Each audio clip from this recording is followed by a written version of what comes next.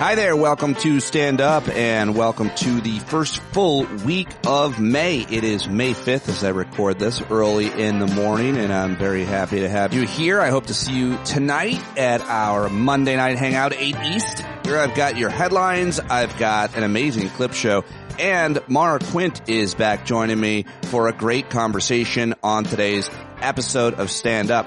That conversation begins about 32 minutes into today's show. Can't do it without you. Happy to have you here. Hope you had a great weekend. I did. It was fairly relaxing. I wasn't too busy. I got outside a lot. And last night, I went to see Thunderbolts in New York City with my 20-year-old daughter, Ava, who is doing so well. We see all the Marvel movies together, and it was great. I highly recommend it. And if you can get to go with Ava, I highly recommend that too, because she's the best. All right, well, let's get to those headlines. Lots to talk about over the weekend. Yesterday, our tiny tyrant king, I think I'll call him today, the tiny king, he sat down with Meet the Press Kirsten Welker. It didn't reach the Terry Moran level of contentiousness on ABC News, but the Tiny King and Kirsten Welker went back and forth on a number of hot-button topics that yielded some revealing answers, if anything means anything, of his word. I mean, late last night he decided that he was going to reopen Alcatraz, the prison island out in the San Francisco Bay, so I'm not sure what means anything. But Politico's recap is where I'll start, because I'm not going to play the clips of Trump speaking. When pressed by NBC's Kirsten Welker on whether citizens or non-citizens deserve due process, I thought this was the biggest one, Trump said, I don't know. I'm not a lawyer. He's not a lawyer, but all the time acts like he knows the law and that these people are bad people and these people are good people, and he probably knows more about the law than most people because he's been in trouble with it more than most people. Reminded of the Fifth Amendment by Kirsten Welker, Trump amended that we'd have to have 2 million or 3 million trials. We have thousands of people that are, some are murderers, some are drug dealers, and some of the worst people on earth. Yeah, we would. We'd have to have a lot of trials. We'd have to have a lot of due process. That's why comprehensive immigration reform always calls for more judges and more courts for people to receive due process. Asked whether he needed to, quote, uphold the Constitution of the United States as president, Trump simply said, I got to respond by saying again, I have brilliant lawyers that work for me, and they're going to obviously do what the Supreme Court said. So he said, I'm not sure about whether or not he needs to uphold the Constitution. Most constitutional scholars will tell you that the Supreme Court clearly says the Fifth Amendment entitles everyone, including undocumented people or aliens or whatever people want to call them, including them, they all get due process.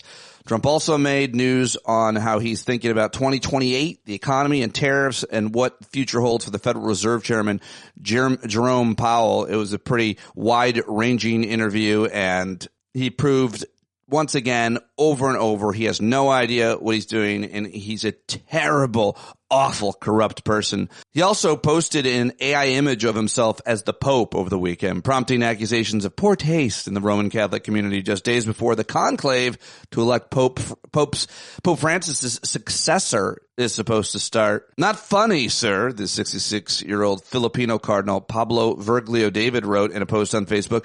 Cardinal Timothy Dolan, Archbishop of New York, was also critical and questioned by journalists ahead of delivering Mass in Rome on Sunday. Asked whether he was offended by the image, Cardinal Dolan, who Trump hinted he favors for the next pope, replied, well, it wasn't good. Similarly, Father Gerald Marley, a priest of Archdiocese of New York who was attending the Mass of Cardinal Dolan's church Sunday, said Trump's post was silly. You just don't do that. Italy's former Prime Minister, Matteo Renzi, condemned the image as offensive to those of the Catholic faith. And in St. Peter's Square, CNN asked several groups of American tourists what they thought, and while none wanted to give their names, their reactions ranged from absurd to typical. And the reactions don't stop there. And it's not the first time Trump has triggered a controversy with an AI-generated image. He does it all the time. He faced backlash after posting footage imagining, remember this, a war-ravaged Gaza as a Gulf state-like resort featuring a golden statue of himself. He can't help himself. He can't stop drawing attention to himself all the time. Of course, at the end of last week, our tiny king removed his national security advisor, fired him, Mike Waltz, from his role and nominated him as UN ambassador.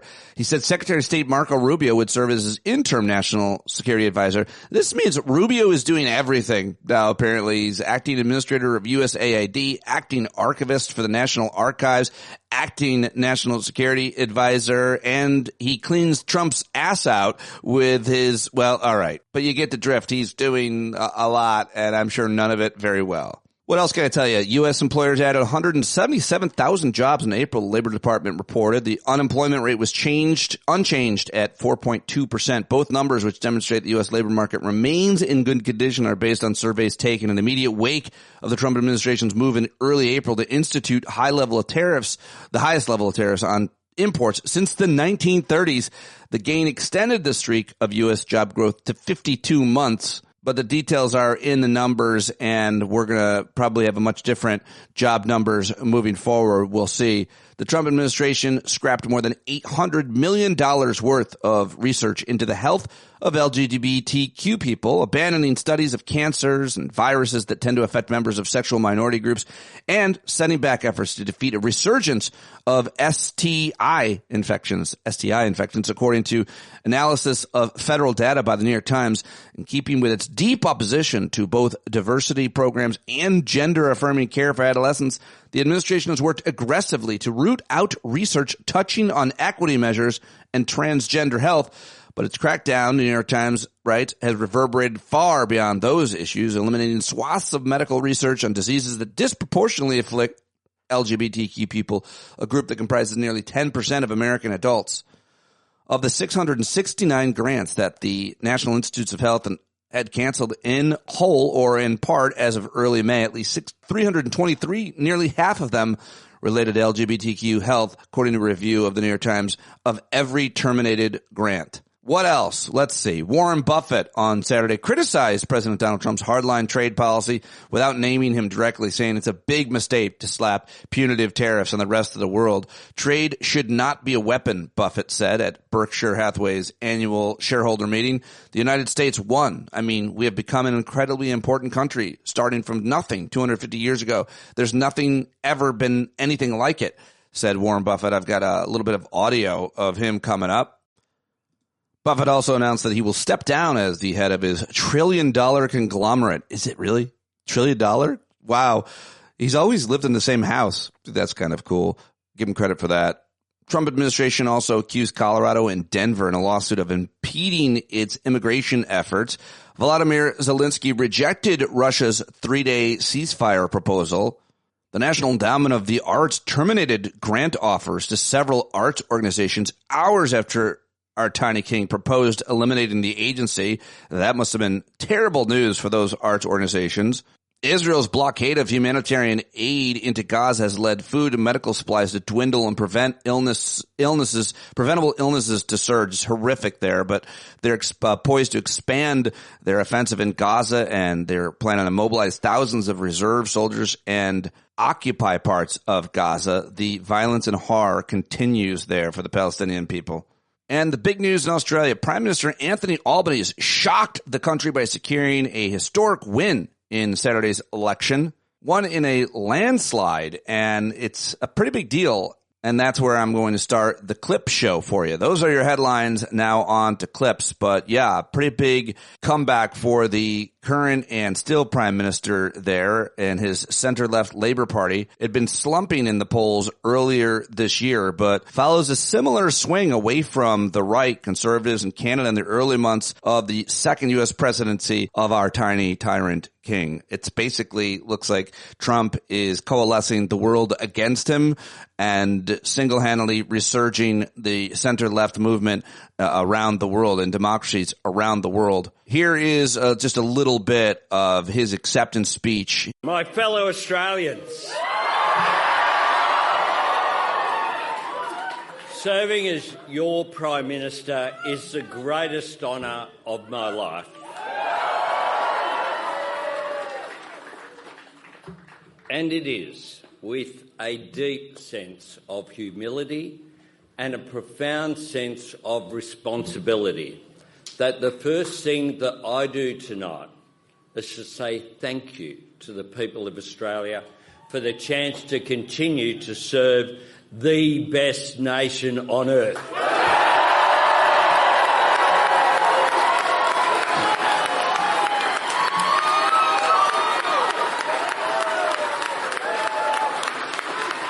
And I acknowledge the traditional owners of the land on which we meet.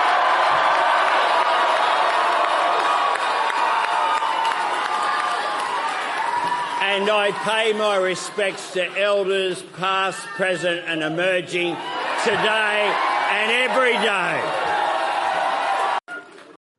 All right, there you go. Just a little bit of the acceptance speech. And I also was doing my research on this guy, Anthony Albanese, for you here. And I saw this clip from a debate that he did with his opponent, Peter Dutton, which I thought was just worth sharing. So here is a clip from the debate between the two candidates for prime minister. The subject was renewable energy, a similar trope that you'll hear here. The 10 million homes you talked about only are powered part-time. What do people do overnight time? What about hospitals? What about cold rooms? Right. How does the economy run on part-time power? Okay, you can answer his question. Thanks. 100 that will power hundreds of thousands of homes. For 4 hours the batteries last. It's being built there now. It will enable... I don't know how Peter thinks that water works. When it's not raining, people turn on the tap and the water's there. That's the same way that you can store energy. And that is what is happening. There you go. Well done. And he is now, again, the Prime Minister of Australia. Here is CNN's data guru, who I'm not a fan of his performance, much less a lot of what he says. But I just saw this, thought it was good context, and wanted to share it. 8%, 2/3 of Australians said that Trump's election in the United States was bad for Australia. Anthony Albanese and the Labour Party, of course, the leftist part of that country, they hammered the Conservative coalition over Donald Trump. And not only at the end of the day did the Labour Party win, and not only did they get a majority, they expanded their majority, but also the head of the Conservative coalition actually lost his seat. That is how big this Labour movement was, and it was supercharged by Donald John Trump. Australia, no bueno on Donald Trump, as these numbers indicate, and the election results from Australia indicate, Jessica. All right, there you go. That is all I've got for you on the Australian election, but a big deal down under. And now let's come back home to, let's see, MSNBC, where they had a Republican congressman named Don Bacon on, and this is a little bit of what transpired during that conversation. How concerned are you that the president is he right to downplay the fears of recession, especially when there's a growing cry on Wall Street that a recession is coming? There's surely mixed signals right now, and I think Josh put out some of the things that have already occurred when these tariffs began. But for the first time in about 4 years, our economy contracted last quarter. If it does that 2 quarters in a row, you're officially in a recession. And so we are pointed that way. Now, also, we've had some good numbers on employment this week. So I would say there's some mixed signals going on right now. But when I talk to car dealers here in Omaha, they say if these tariffs aren't revised, the average person is going to pay $5,000 more to buy an American car, let alone a foreign-made car. But an American car will cost that much more because a lot of our parts come from all over the world. We're got a globally sourced manufacturing for cars and many other things. I have many businesses, just like Josh was saying, they're probably going to go out of business if this doesn't change soon. One gentleman, his whole store is Christmas lights. It's one of the best Christmas light store you'll ever see. It's a beautiful store. But all those lights come from China, so he doesn't have time to find other sources. So it may drive him out of business. And there's just so many examples of this, and it is creating a lot of disturbance. And if this is your livelihood, it's scary. All right, Don Bacon on MSNBC. Now let's listen to Chris Murphy. I think he made this video on Instagram, really important points. He's talking about the grift that Trump is continuing, and it's not getting nearly enough attention. Senator Chris Murphy of Connecticut. Shocked that the Trump meme coin isn't like the only thing that we're talking about. It's probably the most massive corruption scandal in the history of the country. You literally have a, I guess, legal open channel for private donations to the president and his family in exchange for favors. And we just kind of think that it's part of Trump's right to do business in the White House, it's gross, it's disgusting, it's deeply immoral. And, the fact that we didn't talk about him just every hour of every day once he released that coin was, kind of a signal to the country that we weren't going to take the corruption seriously. Yeah, important points by Chris Murphy, Senator Chris Murphy there in Illinois. Now let's head to Virginia's senator. It's Mark Warner. Even for a Marco Rubio, I think it's too much. But you think well of him. You think that he's an able guy. Listen, I've worked very well with him for years. I've been disappointed by some of the actions he's taken as secretary and this kind of kowtowing to Trump. Matter of fact, it appeared that cabinet meeting earlier this week where everyone went around and basically paid kudos to the great leader. It was something that, frankly, I would have expected out of North Korea, maybe not out of a cabinet meeting in America. There you go, Senator Warner of Virginia. And I think this is one of the best, most articulate, well-spoken senators. It's young Jon Ossoff down in Georgia. Here he is talking to an audience of, I think this is a town hall that he was doing. Real good. Cabinet is worth like $60 billion. That's not even including Elon. They are literally the elites they pretend to hate. The president is not at his palace in Florida thinking about whether you can afford daycare for your daughter, or how to stop insurance companies from denying your claim, or anything that matters to our daily lives. When is the last time you even heard Donald Trump talk about health care, or child care, or child care? He's talking about invading Greenland. He's handing your data over to Elon Musk. By the way, I'm all for government efficiency. And government programs aren't sacred, they have to work. But when you randomly fire tens of thousands of people, no matter what role they fill, no matter how well they're performing, and then you have to scramble to fire them back because you accidentally fired the people who run the Veterans Crisis Line, and you accidentally fired the people who watch out for Ebola at the CDC, and you accidentally fired the people who fight bird flu on our poultry farms, and the people who protect our nuclear weapons. When you shut down research into Alzheimer's treatments and cures for childhood cancer, that's not efficiency. That's just cruelty and chaos. Yes, indeed, Senator Ossoff. And I can't believe that he would not be reelected, but it's possible. So hopefully he does get reelected down there in Georgia. And now let's go to one more elected Democrat. It's one of our favorites, Jasmine Crockett, Congresswoman from Texas. What do you think is going to happen here? Listen, I have no idea. Unfortunately, I don't feel like we're living at a time in which these representatives, whether they're senators or House members, are listening to their constituents. If you listen to your constituents, then you will hear pain. And that pain is spread across the political spectrum. Whether you're a Democrat, Republican, or independent, the cuts that you talked about, they are going to impact everyone. And it's interesting, as we are going through reconciliation, we had a reconciliation markup in oversight as well as judiciary, so I had a very long night on Wednesday. And to listen to them, the things that they were not willing to say that they were okay with cutting, or the things that they were willing to cut, right? It's absolutely insane. And I have to tell you that the House budget Democrats have made sure that we have every single district listed out with the amount of people that will be impacted by the Medicaid cuts, with the amount of people that will be impacted by the SNAP cuts.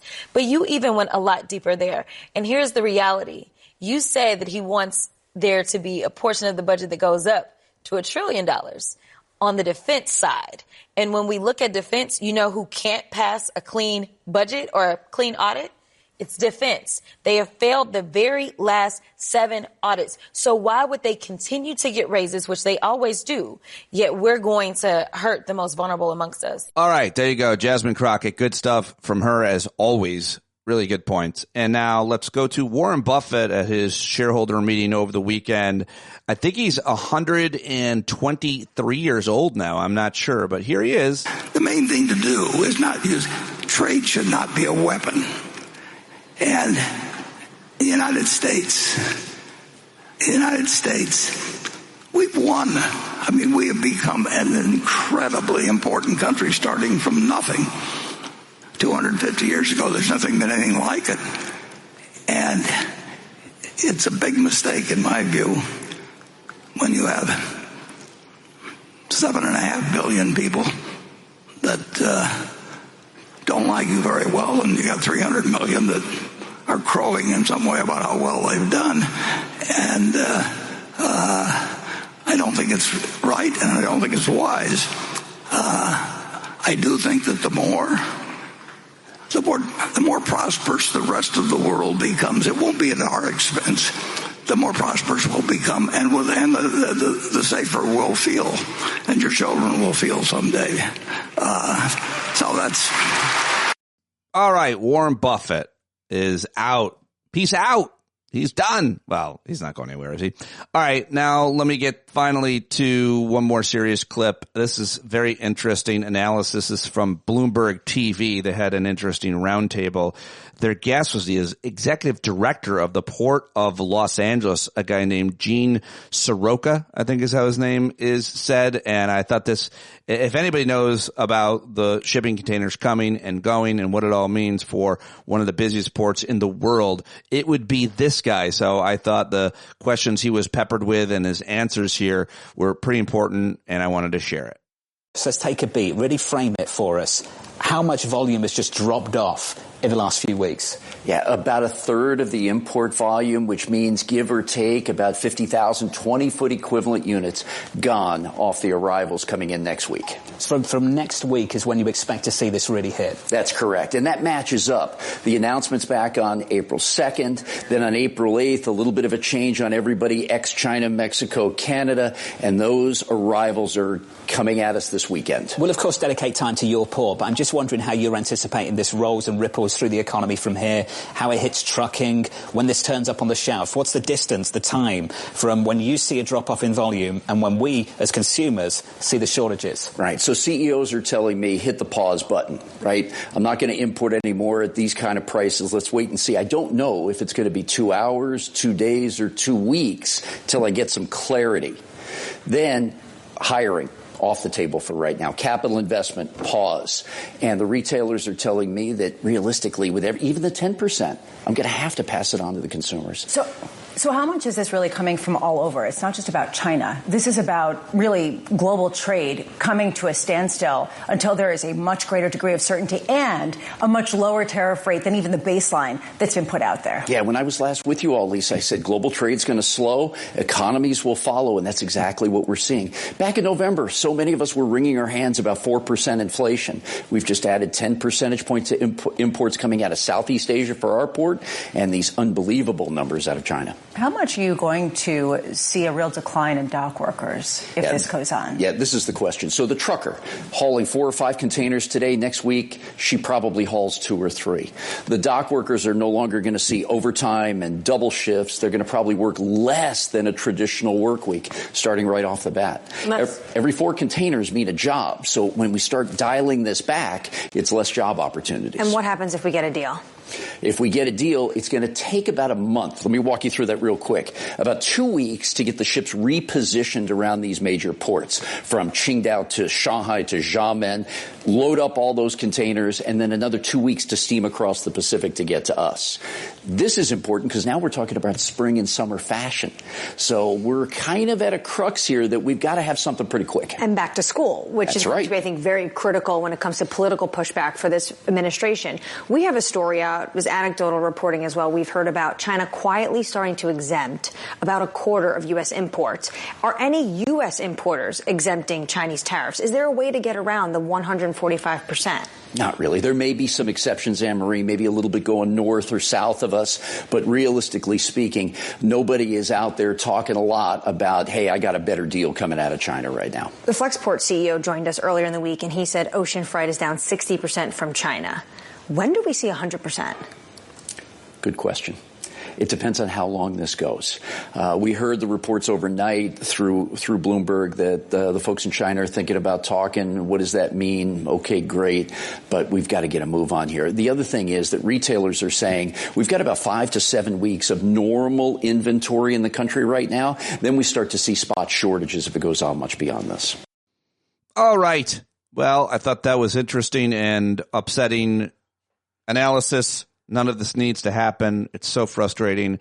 It's so upsetting. If that's how you feel, you're not alone right now. I hear you, but I wanted to give you the best analysis I could, and now I want to give you some laughs because of all of that serious stuff. So let's start with a very funny comedian who I like. This clip, I don't know why I love this short clip so much, but I thought it was funny. This is a guy named Ahmed Djili.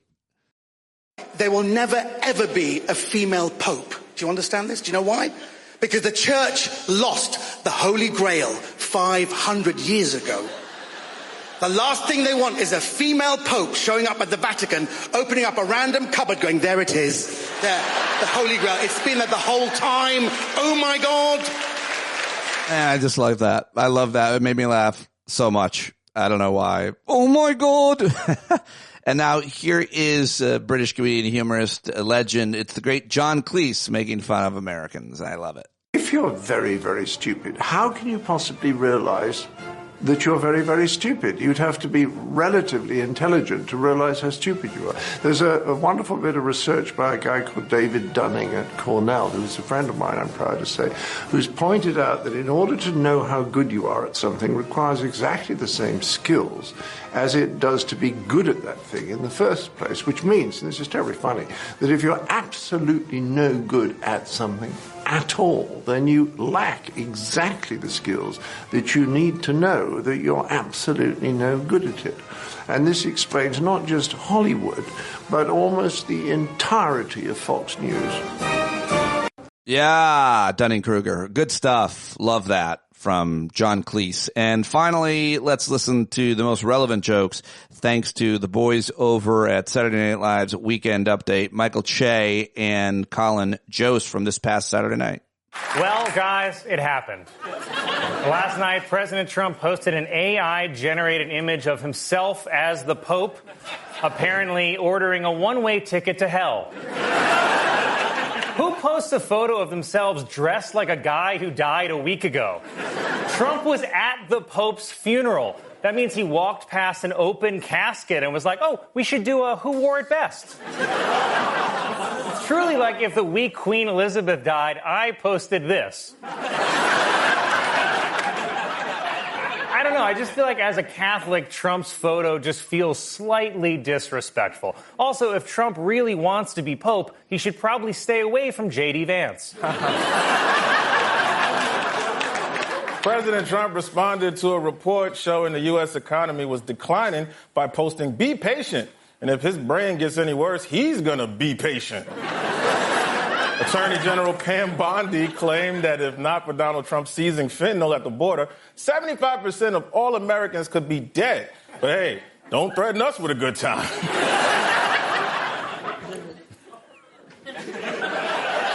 In a cabinet meeting, President Trump acknowledged that due to his tariffs, this Christmas, children might only get 2 dolls instead of 30 dolls. Which brings me to my new segment, Oh, Hell No. Oh, hell no! Oh, now, I rarely talk directly to the president, but you listen and you listen good. If I wake up on Christmas morning and I run downstairs to find only 2 dolls under my tree, I will lose my effing mind. There better be a second tree with 28 dolls. And, you know, I've put up with a lot under Trump so far. He might be cutting Social Security. Okay, they're old. Screw them. He's deporting innocent kids. They got to grow up sometime. But if only 2 dolls show up when I've made tea for 30, oh, hell no. This has been Oh, hell no. Elon Musk announced that he will step back from his role with Doge, but as always, Elon pulled out a little too late. It was reported that the Homeland Security Department has created a method to assess tattoos and determine if they are gang signs. The way it works is they check to see if the tattoo is on brown skin.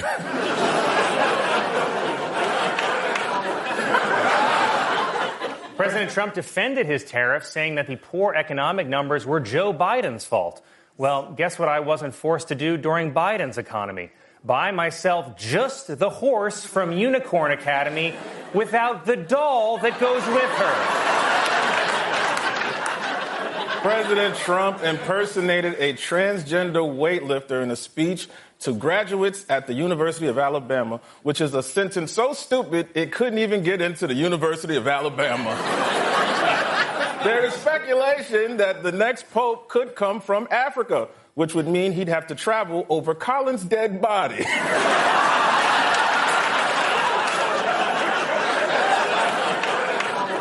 Honestly, I'm just still thinking about the dolls.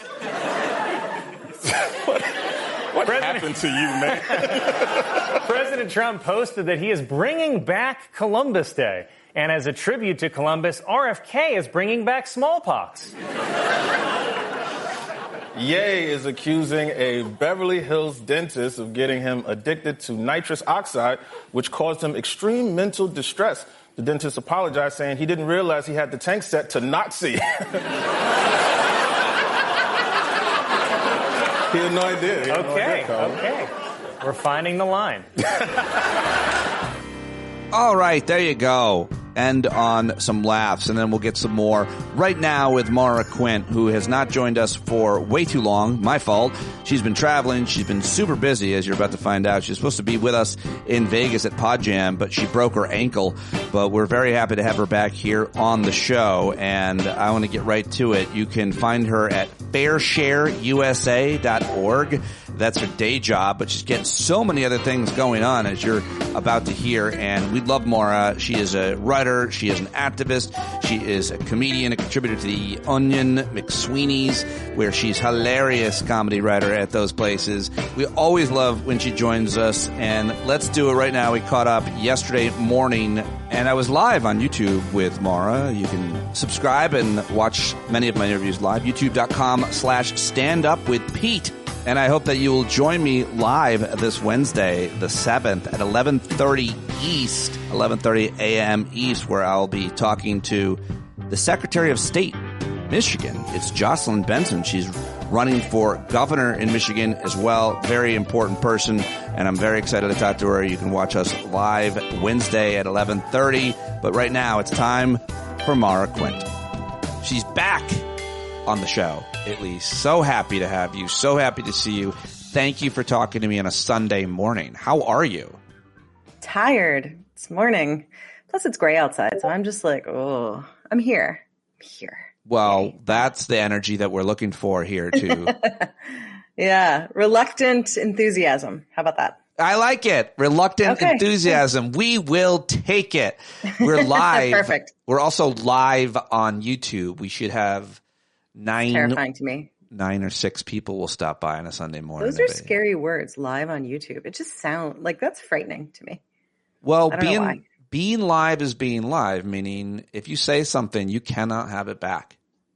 And I feel like that. Well, that's the end of the conversation. We had a great time. Thanks so much for having me on. Wrapping it up with Maura Quint. Thanks for joining us. We've rarely had a conversation, almost always on tape, though, where you've been like, hey, take that out. I mean, it might have happened once or twice. I can't imagine a single time, actually. Yeah, so it doesn't really bother you. But I like it. I like the idea of being live. It just invigorates me. I think it makes me perform more. It makes me stand straight up and then worry about technical issues. Just square my shoulders. We're live. Yeah, okay. Okay. Well, it's been a while. I'm very excited to see you and very excited to talk to you about all of the things that are happening. I wanted to start by asking you what exactly you're doing. You are very busy, busier than I've known you to be, and you're always busy. You have 2 kids, single mom, but also you have a full-time job, and you're basically a full-time activist, organizer, writer, commentator. What hats are you wearing right now, and how's it all going? Tell me what you're up to. What hats am I? I'm putting a hat on a hat because that's the peak of funny. So that's what I've been doing. You and Elon. Yeah. Boy. Let's see. I am working full time for Fair Share America. So the goal for Fair Share America is to bring to coordinate with state and local groups, and then the national groups who are all focused on trying to put forth a fair budget and fight for a fair economy. So I'm doing that. I'm also full time kind of on loan partnership to a campaign called Families Over Billionaires, which is really focused on trying to stop this terrible reconciliation package and budget from going through. So I've been doing those things full time as my job, which is kind of two jobs. I also am chair of the board of Unrig the Economy, which is an economic group that is focused on trying to hyper-focus on specific districts and influence and monitor the economic messaging that's happening at the district level. And those are all kind of national work things. But following the election, I felt like, all right, I've been doing national things. I don't feel like that's enough. So I started a group right after the election of women in my local community, calling it the Women's Salon. We meet once a month, and we come together, talk through things that are happening directly in our community and try to figure out how we can effect real change and basically organize really hyper locally. So we've been doing that, which has been incredible.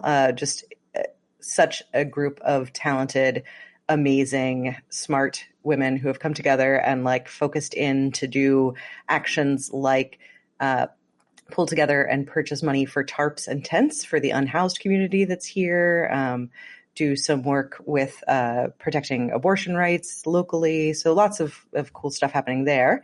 And then additionally, I currently live in Pennsylvania. I live in a district that is represented by Scott Perry, who is a Republican and also was just a big old fan of that J6 stuff. Just really thought that was fantastic. Wants more of that. So I find that, of course, utterly repulsive, and have been very, very frustrated. So I've kind of dived in to try to see what we can do to unseat him. And I'm kind of in the muck of that, which has been very eye-opening when you have, just trying to find a candidate and vet a candidate. And when you have someone who you're like, all right, this is a really strong candidate, this is a great person, but then you have to run up against the machine of like the D-trip and the funding mechanisms that are in place that maybe have gone all in on people that haven't been so effective and are not changing course. And now you've got to like sort of figure out, is it going to be worth fighting your own side in order to get somebody in office who's going to really actually embody the things that you actually believe? Or do you kind of acquiesce and go along with these like little handpicked, it's a nice enough person, but doesn't stand for anything, and has lost previously. And so it's a real gamble. So anyway, that's an aside. I was doing that earlier this morning. That's why that's top of mind. I was having those calls. So those are, I think, the main things that I've been doing. And then, I contribute to The Onion, and I run social media, and I haven't been doing as much comedy as I want, but I try. So yeah, I think that's it, kind of. Have you thought I personally, I know you pretty well. I feel like you could be doing more. I think so too. And it like I don't sleep. Every night I'm just like, well, I spent an hour scrolling TikTok. What could I have been doing? Yeah, no, it's like an internal battle I'm constantly having with like, you're not doing near enough. So, and then also I've been working with the 50-51 groups on the local actions and the actions they've been doing. So I'm connected into the DC 50-51, trying to help them with some of the sort of national stuff. And then I also have been running as the press person for the local Central Pennsylvania Harrisburg 50-51 stuff too. Wow. Sorry. Okay. That one. Two things. Well, one big thing that you didn't mention.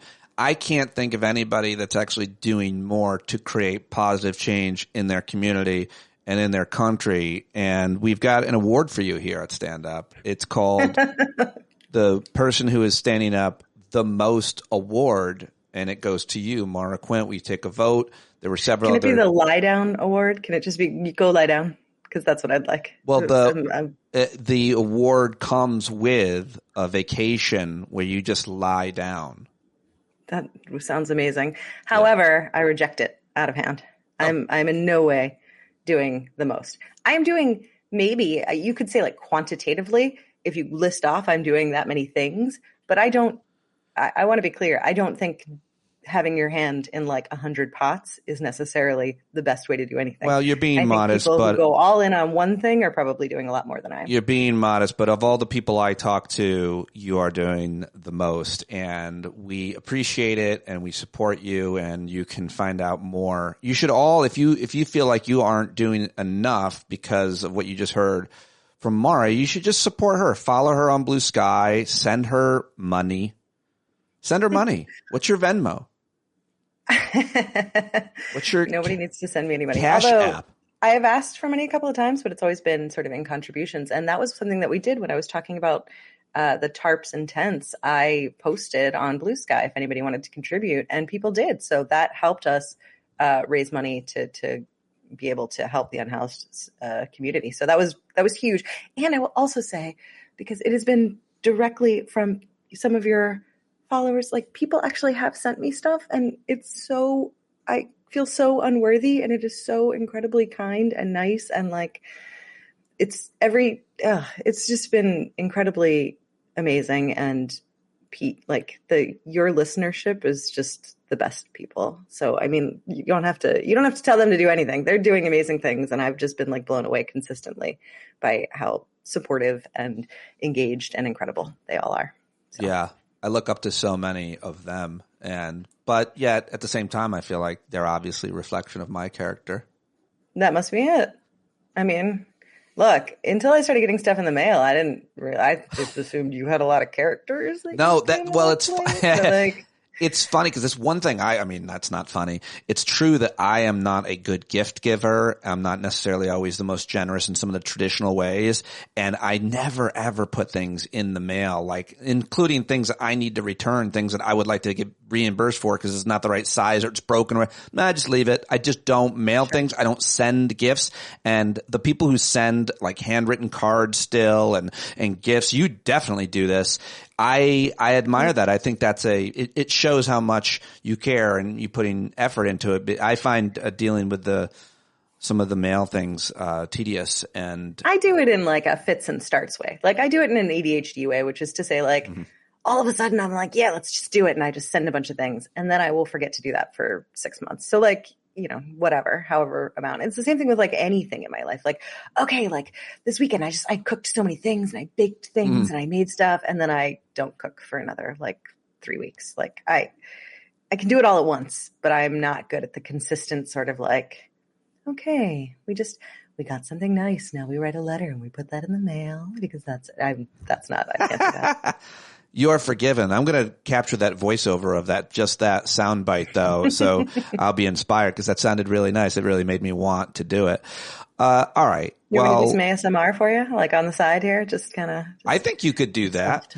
In the live chat, speaking of inappropriate innuendo, Carla writes, Pete needs a sister podcast, Lie Down with Pete Dominic.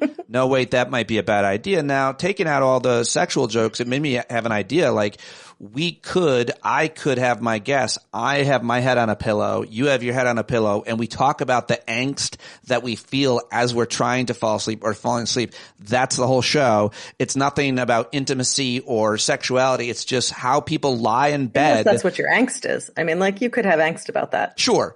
Fine. But as long as you're talking about it, and yeah, you're in a totally different tone and energy. It's video of two people's heads on pillow. We'll workshop it. Let me go back to your activism and all the things that you're doing. My general question is, how is it working? You've been doing this work because, of course, it's purposeful for you, for all of us who are in it. You feel like you're doing something. You're moving your hands. You feel like you're fighting the good fight. But in terms of results, in terms of momentum, in terms of energy, how would you characterize what you're feeling and seeing there in Pennsylvania and working with all the organizations that you're working with nationally as well? Well, we won, right? Like, did you not see that? We won everything. I'm in charge actually now. It all happened. Maybe it was overnight. I don't know. Have you read the headlines? I didn't. No, it's going okay. I mean, it's frustrating work. It's deeply frustrating work. You know, we are up against such a ridiculous enemy and circumstance that it is really difficult. You know, the national stuff that I've been working on, the reconciliation bill, all of that, it is we're David and Goliathing it over here. Like, the Republicans have a majority. They can pass these stupid, evil bills as fast as they want. They can do it. They don't need us. So the fact that we have been able to fight against them, we've been able to sow a lot of dissent among their ranks. We've been able to be incredibly vocal in the field and really reinforce that Republicans who are voting for this package are very likely to lose their seat in, I was about to say 2018, 2026, very, very likely to lose their seat, and that people are not going to forgive them for voting for bills. Well, let me ask you about that, because that's a national question. When you say reconciliation bill, me and everybody else who doesn't pay attention to this goes, it sounds pretty important and a big deal and bad thing. Yeah. So my question is kind of, what is it? And then also, what's the kind of deadline and schedule? Sometimes activists, we get more motivated momentum the closer it is. And then finally, what is an example of something that you've done, messaging, phone calling, campaign, that is sowing dissent? Because I know exactly what you mean. We're doing that here in my district with Mike Lawler. But what is this reconciliation bill, and how are you sowing dissent? Pete, are you in Mike Lawler's district? I was at the town hall the other day, and I got quoted by the New York Times when at the end of their article they recapped the dissent and the chaos at his town hall. At the very end, I thought of you. You inspired me. Someone yelled something about tax the rich, and he said, that won't solve our problem. And then the New York Times writes, and then another person yelled, do it anyway. That's amazing. I love that so much. Another person yelled, do it anyway. I read it and I go, that person. I'm so proud of you. And then they tried to throw me out and they said, sir, third strike. And I looked at the person that was in the middle of the row. I go, I'm not going anywhere. I won't say anything else. I'll behave. And they left me there. And then I began yelling again. Good. That's wonderful. That's important. That's so important. I love that. We're working hard against him, and we're doing just as we have 5 great candidates. So anyway, but going back to this reconciliation bill question. Yeah. Reconciliation bill. I know. What the hell is it? What is any of this? It is, I have to constantly go to all of my ledge policy people and be like, okay, wait, what is going on? Legislative policy people. All these people, they're like, oh, they love it. They live for this. And I'm just like, I don't understand. Just tell me what's happening. Sex it up for us. Make it interesting. What is the reconciliation? Who does it hurt? Jazz hands. So this is the major fiscal package of the year. This is like, how are we going to spend our money, basically? What are we going to do? And there are ways to do this in multiple bills. Trump is the one who said that, no, we just want one big bill. So that's what he's been pushing, and that's what they are trying to get through. And this big bill would include all sorts of things, including extending and expanding the tax cuts for the rich. So the rich are going to pay even less. But, you have to score bills. You have to you can't just you can, but people still don't fully just want to pass anything. They want their bills. They want to justify it and say, no, this is a responsible package. And so in order to do that, if they do things like give these massive handouts and tax cuts to the rich, they have to offset it somehow in the bill. So what they're doing is giving these massive, massive tax cuts to the rich, and then they're offsetting it by just wild cutting. And they're cutting things like Medicaid, Social Security, and housing, SNAP, food nutrition, food assistance, things that people rely on every single day. That's what they're looking to just slash and burn. And they're doing it, they're trying to be muckety muck about it, right? Instead of just saying, well, we're just going to take Medicaid away from people. They do things like, well, we're going to change the age requirements. We're going to, they couch it in other terms, but the effect is you're stripping Medicaid away from huge amounts of people. And then once you strip Medicaid away from people, you wind up with a lot of ripple effects happening from that. So that's bad enough. That's just outright killing people. You think that should be enough, but no, that then continues to affect whole communities. You strip Medicaid away from communities. There are rural hospitals where 75% of the people who come to see them are on Medicaid. If they don't have Medicaid anymore, they can't go to those hospitals. If they can't go to those hospitals close. People no longer have access. That's a to big one medical. that is sowing dissent, right? Because the hospitals closing, I think people think of Medicaid, they think of poor people getting health insurance. That's another thing I yelled out at the Lawler. He said, this phrase work requirement, I've been talking about it a lot because I really want to highlight that and make sure everybody realizes how unbelievably fucking gross it is as a country to make the argument, and as he did and so many others, somehow convincingly to people, if you're an able-bodied person and you're not working, you should not have government paid for subsidized health insurance. And I am so deeply offended by that. And every American should be. Healthcare is a right. It should be a right in the richest country in the world. But if you say the Medicaid money is going to hospitals, which employ a whole bunch of people, hospitals in important communities that this Republican congressman really needs to keep open, then he's going to, or she's going to be like, we can't cut that. Is that where we're sowing dissent? Yeah, that's a big one. I mean, the idea of work requirements too is also really meant to really focus in on people's fears of what is happening, which is like, oh yeah, if you're able-bodied, you should be working. Okay, well that's great. You know how many able-bodied people would like to be working and cannot find work right now, or do not have the opportunity to work for a vast number of other reasons? There are individuals who have to stay home to take care of family members, as it turns out, time and time again, and we've done so many studies, this is just so well trodden at this point, but people want to work. They want to. They feel better about it. People like having something that they can feel good about themselves that they're doing. And the point is, we don't have those opportunities for a lot of people right now, not in a way that would actually make sense. I mean, you can't work if you can't get to your job. And if you cannot afford transportation and there is no public transportation and we're cutting public transportation, how are you meant to have that job? There are so many barriers that we put up in place. If you cannot afford any sort of childcare, because childcare is insanely expensive, and again, you have to get the child to childcare, and you are making less than you would have to be paying out into childcare, then how can you work? There are so many barriers right now. And those are the people that they want to cut Medicaid for. But they want you to believe that there is this vast, vast body of people.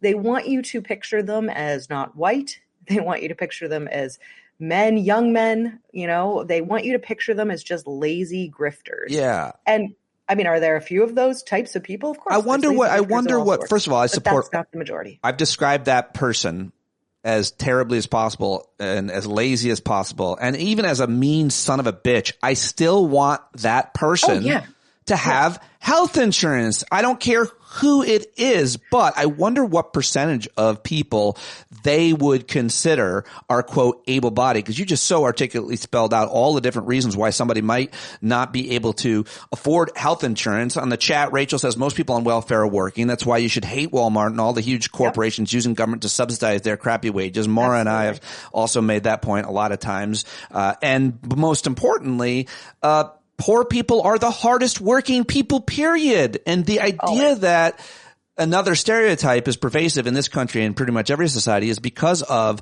the idea of someone being lazy and sitting around. But again, that person should have health insurance. What percentage of people are, quote, able-bodied and not working that they're going to cut that's going to make in any way a difference in the budget for Medicaid, much less the whole entire government budget? It's a ridiculous argument and suggestion, but they're doing it. They're going for it, and they're going to cut a lot of people that really need that insurance as the guest. So you're doing everything you can to stop it. Do you think you'll be able to? What is the schedule timeline on this, Bill? Yeah, so I think one of the things to look to is that we have already delayed it so much. This was already meant to happen. They were supposed to be in these votes already a while ago. It keeps getting delayed. In fact, even just as of Friday, I think it was, because we were looking at them going to markups. Markups is when the individual committees go through and they do their parts of the bill and they run it through their little committee and then they all vote it out. And once all the committees have done their markups, then it forms together in some sort of Voltron kind of evil thing and becomes the massive bill that the whole House votes on. So we thought next week they were going to be doing some of the key committee markups, and several of them have already been postponed because they already have a lot of dissension among their ranks in these committees. So it's already, and that has happened multiple times at this point. So we're expecting now, let's see, there was some chatter that they wanted to get this done and passed before Memorial Day. If you had asked me Wednesday of last week, I would say they probably are going to. Now I'm like, I don't know. I don't know that they're going to get it done before Memorial Day. So once they go through the markups, they'll come together and then the House is going to vote on the bill. But that's not the end. Right. And just to jump in on as an update, I just saw Ron Johnson, the conspiracy theorist, white supremacist Christian nationalist senator from Wisconsin, does not think that they're going to be able to get that done. And you just said that would just be the House. That's not the end. And I referred to a senator's recent quote. So I was imagine going to jump to the U.S. Senate. Yeah. Well, just to explain the process. So once the House votes on it, let's assume that the House passes it because they have the majority to do so, and they presumably will not bring it to a vote unless they believe they have the votes to do so. But once it passes the House, then it goes to the Senate. The Senate then looks at it and just they have to mark it up themselves. Now, the Senate could just do a clean vote and say, yep, we love it, vote. But we already know that is very unlikely. The Senate has problems with what the House is doing. And they have not been running a dual track where they're both kind of working at the same time. Instead, it's going to go to the Senate. The Senate's going to be like, well, we don't like this, this, and this, and we want to change it. And they're going to do their own thing. Right. Then it'll pass the Senate. And because it will have been altered in the Senate, it will have to go back to the House to get another vote. So it's, multi-step process. And any one of these steps can be disrupted and shut down. So, and every one of them is an opportunity for us to really be loud as possible because they're nervous. I mean, Republicans are not united. They are not a singular impenetrable wall. They are a bunch of factions, and some of them are very, very vulnerable on the idea of passing these massive, massive cuts. Lawler being one, Fitzpatrick in Pennsylvania. There are several others, representatives who have said, I'm not going to do that. They've said it, who knows? But it means that they are vulnerable to hearing from their constituents 24/7, that they are going to be held accountable for this. And then you also have factions within Republicans saying, oh, you got to do much more. These cuts are not, I'm not going to vote for it at this level. We need much bigger cuts. This is not nearly enough to offset. Those are the sort of fiscal hawk budget. They haven't passed any major legislation in the first 100 days. And this was what they were hoping to do. But what you're saying is because of the noise that's being made, because of the sunlight that is being put on this bill by activists like you and so many others, I like to think I'm talking about it a lot, but clearly I haven't been specifically talking about this reconciliation bill, which you've been so focused on. But of course, we're worried about certain cuts that they're going to make. Executive orders are not legislation as much as Donald Trump wants to think so. So that's a really important issue. And so I appreciate spending a lot of time on that. Lightning round, because I know you're tired. It's Sunday morning, and we usually do about 30 minutes. So lightning round, I'm just going to say words, and then you can respond somewhat briefly to it and before the next one. Are you ready? Okay. All right. I didn't even have any coffee. Let's go. All right. What does the outcome of the Canadian election and then 2 days ago the Australian election mean about the world and Trump's role in it? I think it's incredibly important for us to recognize here at home, because something that the Republicans in particular keep putting forth is that Donald Trump has like a mandate and Republicans have a mandate, and they keep putting it like that. And they keep making us think that he's infallible, where his approval ratings have been plummeting. Right. He is getting weaker and weaker by the minute. And I think that these international elections are showing us that other people are seeing it and going, and to be very clear, they are facing the same sort of challenges within their countries. It's not as though they're up against something else. They're up against their own mini Trumps, and they are defeating them because they recognize that this guy sucks. And that is incredibly important. And we should all be really buoyed by that. Like that's something that really we should all be looking to go, oh, right. You can beat them. We can beat them. Donald Trump is unifying a center-left movement in the rest of the world as opposed to replicating and wanting, creating more demand for more authoritarian tyrant types, I think. All right. That's my recap of what you just said. How about this? Elon Musk, he's really flamed out, it feels like. It's what do you have to say about Elon Musk, his role and damage he's done, or Doge, anything you know about that, or Tesla? Go.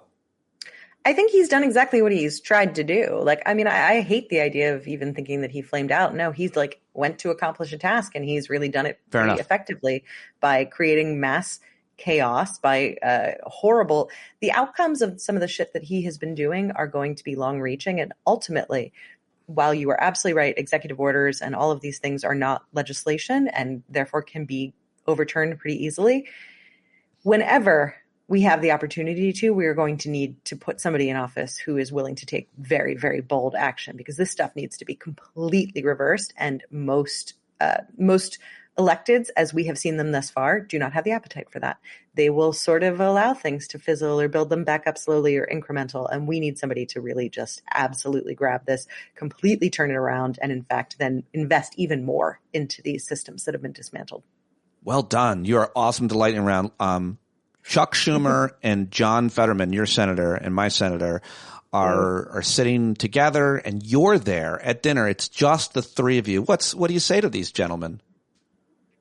You should definitely drink the wine. Drink more of it. There's nothing in it. Don't worry about it. Shh, it's fine. Just keep drinking. It's all good. Wow, you went further than I thought. I was just going to say, time's up, gentlemen. But you actually slipped some sugar in their wine. Okay. I didn't say. All I said was drink the wine, Pete. That's literally all I'm on the record as saying. That is hospitable. Thank you. And the Pope is dead. Trump wants to be the Pope. Long live the Pope. Yeah, sure. Great. Amazing. Pretty concerned about. No, I mean, I reposted something from Internet Hippo. I don't know his real name, but no, he like shared it, and he's like, these guys are sending out these memes of like Trump as Pope, and you definitely get the sense that they think they're trolling someone. But who? Like, what are you doing? This isn't. What do you think you're causing some sort of like outrage? Do you think everyone's clutching their pearl? Nobody gives a shit, man. Like we understand. You think this is funny? I don't know. Final question. The least funny thing that's happened in the last few weeks has been this nightmare around deporting people who have done nothing. And I wanted to get your reaction on what you think that issue is. Not having due process. Everybody gets due process, whether you're citizens or not, we've learned. And they're not getting any due process. They're just being shipped out, sometimes into like camps, like death camps, I think it's fair to say.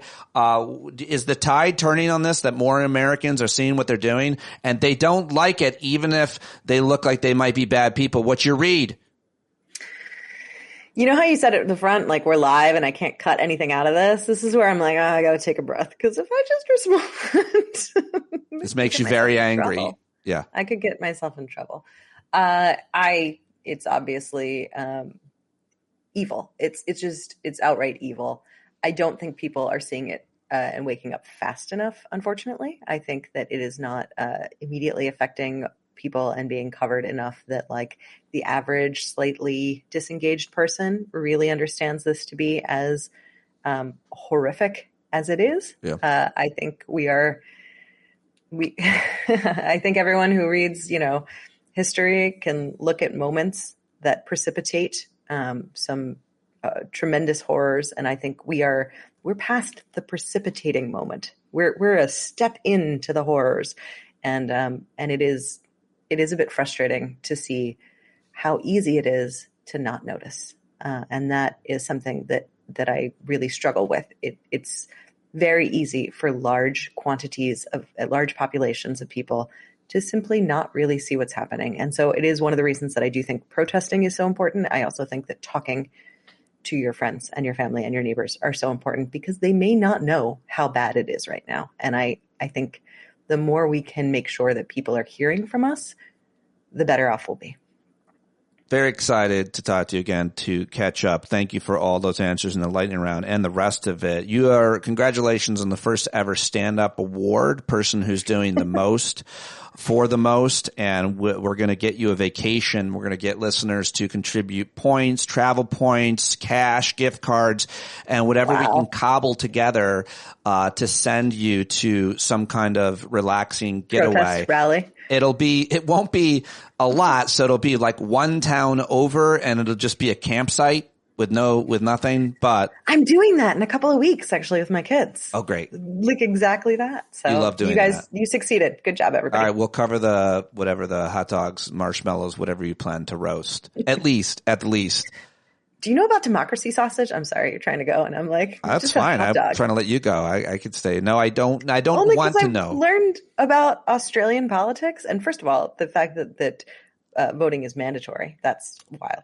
But they have something called democracy sausage, where like there are places that are like fundraisers, but they usually happen like outside voting centers or in towns. They do these sausage sizzles where they sell sausages, hot dog type things, and they call them democracy sausage. You go and get one after you've voted. I don't know. I feel as though if we started bribing people with the idea that like, you could go to a cookout afterwards, like maybe we'd get more voter participation. Well, you've done a really good job to find ways to organize people. And what was it that you shared that music lyric about?